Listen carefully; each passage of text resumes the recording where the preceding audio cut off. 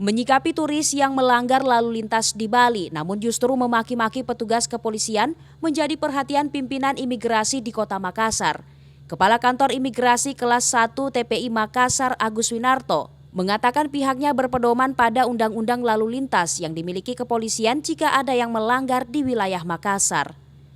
Kakanim Kelas 1 TPI Makassar Agus Winarto mengatakan, warga negara asing harus menghormati aturan negara Indonesia dan bagi yang melakukan pelanggaran maka mesti diberi sanksi. Untuk berkendara, kita tetap berpedoman kepada undang-undang lalu lintas yang dimiliki oleh kepolisian bahwa setiap orang yang berhak boleh untuk menaiki kendaraan adalah memiliki surat izin mengemudi.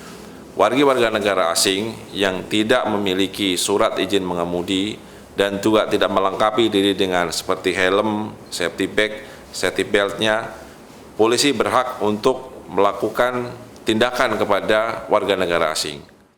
Bagi WNA yang tidak memiliki surat izin mengemudi dan juga tidak melengkapi diri dengan perlengkapan berkendara seperti helm dan lainnya, polisi berhak melakukan tindakan kepada warga negara asing.